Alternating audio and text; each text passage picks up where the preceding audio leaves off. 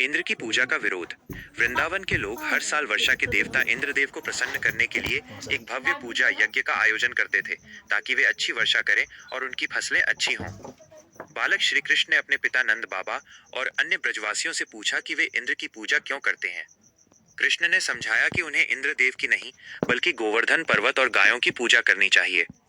कृष्ण ने कहा कि गोवर्धन पर्वत ही वो है जिसके कारण वृंदावन में वर्षा होती है, जो उनकी गायों को चारागाह देता है और जो उन्हें जीवन के लिए आवश्यक सभी चीजें प्रदान करता है।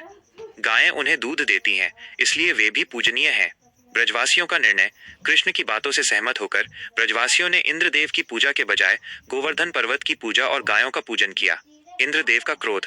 जब इंद्र को यह पता चला कि ब्रजवासियों ने उनकी पूजा बंद करके एक छोटे बालक के कहने पर गोवर्धन पर्वत अपने अपमान का बदला लेने के लिए इंद्र ने प्रलय के समान मूसलाधार वर्षा और भयंकर तूफान शुरू कर दिया, जिससे पूरा गोकुल डूबने लगा।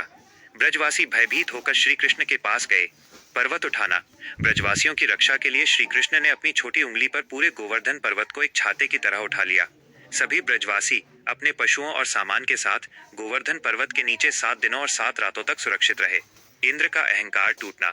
7 दिन तक लगातार वर्षा करने के बाद भी जब इंद्र ब्रजवासियों को कोई नुकसान नहीं पहुंचा पाए और कृष्ण का बाल भी बांका नहीं कर पाए, तब उन्हें अपनी भूल का एहसास हुआ।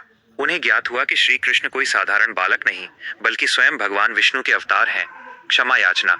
इंद्रदेव ने अपना अहंकार त्याग कर श्री कृष्ण से क्षमा मांगी और वर्षा रोक दी। गोवर्धन पूजा का आरंभ। इसके बाद श्री कृष्ण ने गोवर्धन पर्वत को वापस जमीन पर रख दिया और ब्रजवासियों को यह शिक्षा दी कि हमें प्रकृति का सम्मान करना चाहिए, क्योंकि वही हमें जीवन देती है। तभी से हर साल कार्तिक मास के शुक्ल पक्ष